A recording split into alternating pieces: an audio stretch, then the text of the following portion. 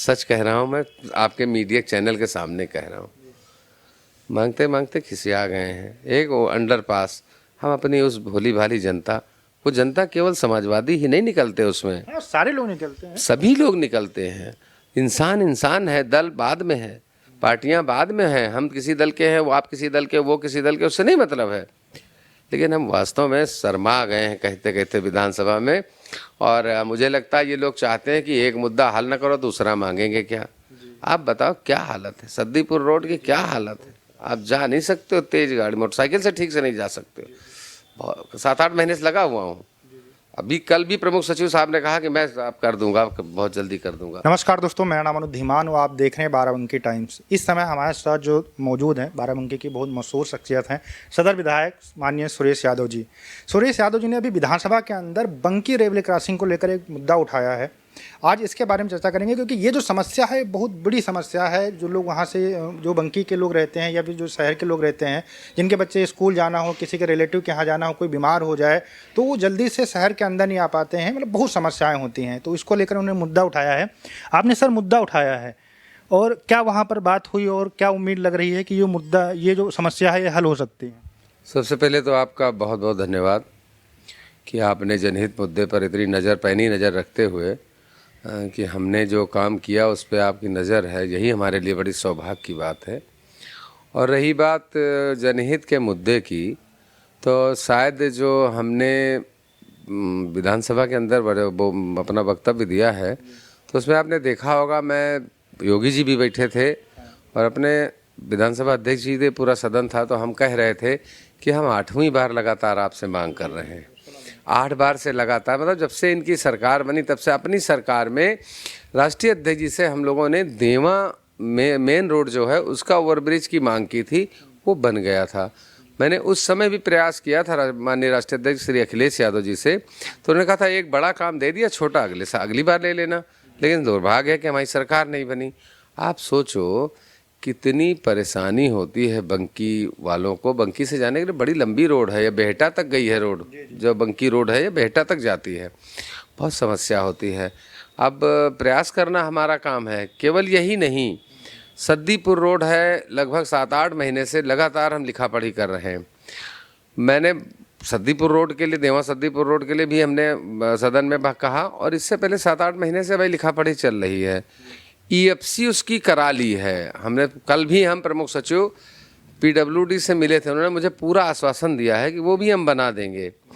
और उसी के साथ साथ हम आपसे बताएं कि नज़र इतनी तेज़ रहती है जनता की समस्याओं पे भैया, कि ये बड़ेल चौराहा यहाँ से 500 मीटर पे है।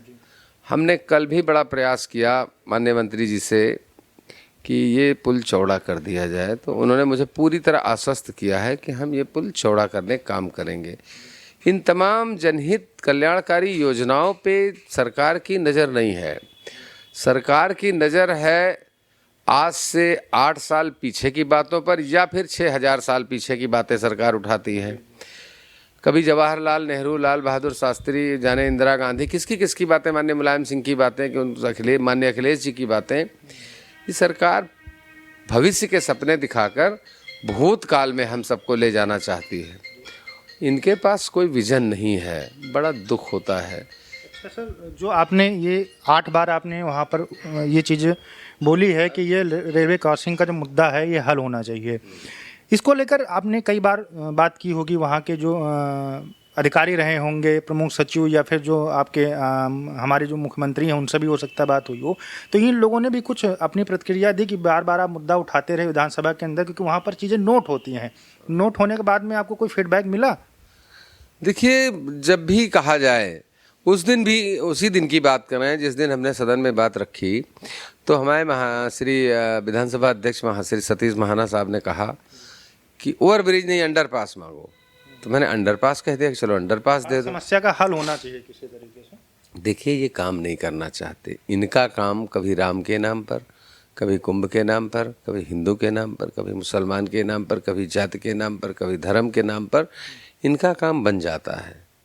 और ये सरकार नहीं है, ये सरकार पूरी तरह से एक संगठन की तरह काम कर रही है कि किस प्रकार हम हिंदुस्तान की एकता को विभाजित करें, भाईचारे को ख़त्म करके केवल सत्ता साधने का काम करते हैं।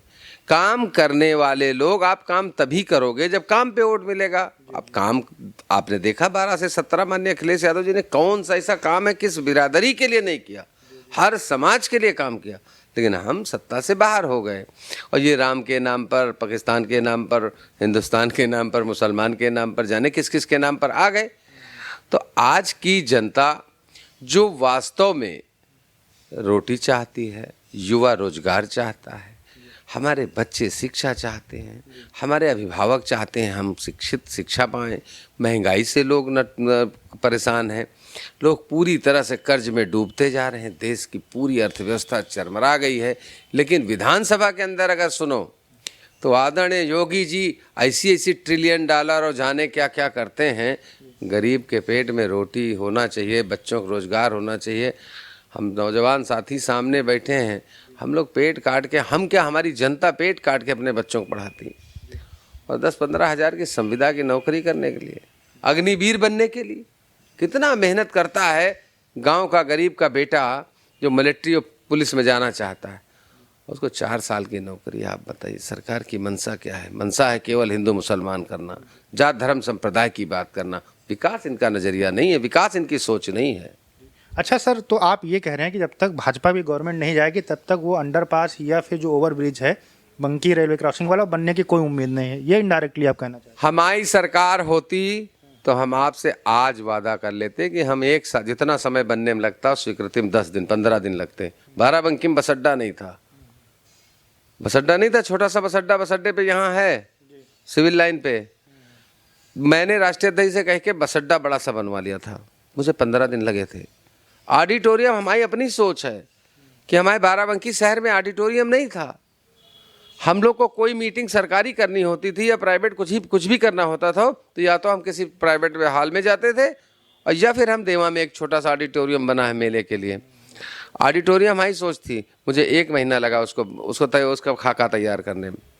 सरकारी अस्पताल महिला बेड का 1 महीने में बना, 2 महीना 3 महीना मुझे बिल्डिंग के ध्वस्तीकरण में लग गया। जो पुरानी बिल्डिंग जगह फंस रही थी उसमें ज़्यादा समय लगा, स्वीकृति में समय नहीं लगा।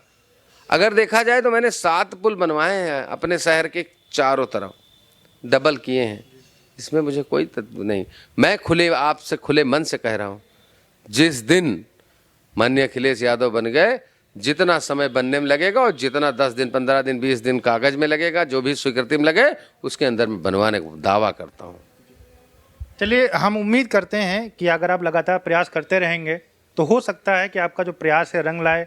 और अगर समाजवादी गवर्नमेंट आती है तो आप जैसा बता रहे हैं कि 100% बन ही जाएगा, लेकिन आप प्रयास करते रहिए, क्योंकि बहुत सारी जनता जो बंकी की है या जो पूरा शहर है उसकी जो जनता है वो आपके भरोसे बैठी हुई है, सांसद जी के भरोसे बैठी हुई है, और जो यहाँ के नेता कर्मचारी उनके भरोसे बैठी हुई है। तो आप अगर प्रयास करेंगे तो हो सकता है इसका रिजल्ट थोड़ा जल्दी मिल जाए। जी देखिए, प्रयास तो हमेशा जारी है। अब मांगते मांगते हम भी खिसिया गए हैं, सच कह रहा हूँ मैं, आपके मीडिया चैनल के सामने कह रहा हूँ। मांगते मांगते खिसिया गए हैं। एक वो अंडरपास, हम अपनी उस भोली भाली जनता, वो जनता केवल समाजवादी ही नहीं निकलते उसमें, सारे लोग निकलते हैं, सभी लोग निकलते हैं। इंसान इंसान है, दल बाद में है, पार्टियां बाद में हैं। हम किसी दल के हैं, वो आप किसी दल के, वो किसी दल के, उससे नहीं मतलब है। लेकिन हम वास्तव में शर्मा गए हैं कहते कहते विधानसभा में। और मुझे लगता है ये लोग चाहते हैं कि एक मुद्दा हल न करो दूसरा मांगेंगे क्या। आप बताओ क्या हालत है सद्दीपुर रोड की, क्या हालत है। आप जा नहीं सकते हो, तेज गाड़ी मोटरसाइकिल से ठीक से नहीं जा सकते हो। 7-8 महीने से लगा हुआ हूँ। अभी कल भी प्रमुख सचिव साहब ने कहा कि मैं आप कर दूंगा, बहुत जल्दी कर दूंगा। उम्मीद है कि हो। जुमले वाली बात नहीं, वो अब अधिकारी हैं, उनके तो जुमले की बात नहीं कहेंगे, हो सकता है कि हो भी जाए।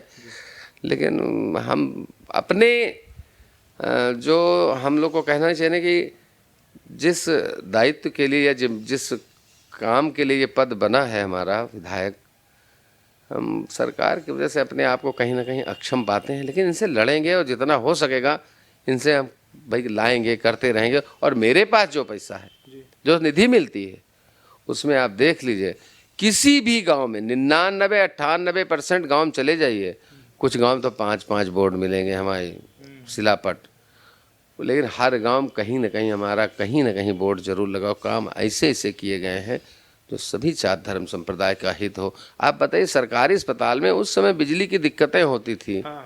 बाराबंकी में 132 का एक ही पावर हाउस था जिससे पूरा जनपद चलता था।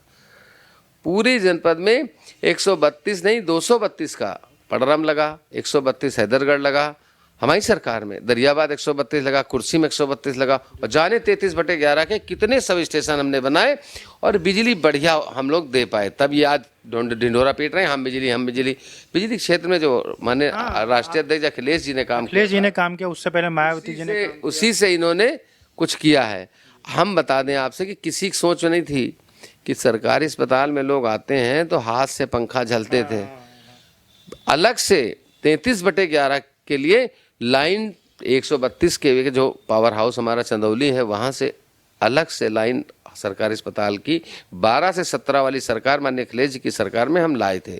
इस सोच के पीछे क्या सोच थी कि हमारा गरीब आदमी, क्योंकि बड़ा आदमी तो एसी वाले हॉस्पिटल में जाता है, हमारा गरीब आदमी जो हाथ से पंखा झलता है उसके बिजली ही न जाए। लेकिन पूरी तरह ध्वस्त कर दिया इन लोगों ने। मैंने रेडियोलॉजिस्ट की मांग की, मैंने एनेस्थीसिया डॉक्टर की मांग की है ही नहीं। जब डॉक्टर से कहो हाथ खड़े कर देते हैं, बड़े बड़े अधिकारियों से कहो साहब क्या करें, एक वो ऑपरेशन करने वाला सर्जन दिला दीजिए, एक ये दिला दीजिए। हम लोग त्रस्त हो गए हैं, क्या जवाब दें जनता को। हार्ट का कोई डॉक्टर नहीं, हार्ट छोड़ दीजिए, मैं तो कह रहा हूँ ना, एनेस्थीसिया, रेडियोलॉजिस्ट और बड़ी छोटी छोटी चीज़ें नहीं हैं। कई ऐसे हैं अस्पताल जो भगवान भरोसे चल रहे हैं, अब इन्होंने पूरा सब चरमरा गई, ध्वस्त कर दिया। और ऊपर से भारतीय जनता पार्टी के उप मुख्यमंत्री की भाषा शैली, और ये भाई देखिए, अभिव्यक्ति की आज़ादी सबको है, लेकिन सड़क पे बोल दो, अच्छी बात कहीं बोल दो, मंच से बोल दो, मीडियम बोल दो, कोई बात नहीं। सदन जिस पे आप कहते हो 25 करोड़ के लोगों का भरोसा करके वहाँ हम लोग भेजे जाते हैं, उसके अंदर की अमर्यादित भाषा आपसे बेहतर कोई नहीं जानता होगा। जिस तरह भारतीय जनता पार्टी के नेता लोग बोल रहे हैं, मैं इसकी निंदा करता हूँ। तो उम्मीद करते हैं कि विधायक जी जो प्रयास कर रहे हैं, इसके अलावा जो बाराबंकी के सांसद हैं तनुज पुनिया, इसके अलावा जो भी सक्षम विधायक हैं, क्योंकि वो जो इलाका है वहाँ से बहुत सारा आवागमन होता है, वो बाधित होता है, तो उम्मीद करते हैं सर के प्रयास से या फिर जो भी नेता हैं बाराबंकी के मुखिया हैं और फिर अधिकारी हैं, उनके प्रयास से जल्दी ये जो है मामला सुलझना चाहिए, जिससे जो आवागमन है सुचारू रूप से हो सके। बहुत बहुत धन्यवाद सर आपका। बहुत धन्यवाद, बहुत धन्यवाद।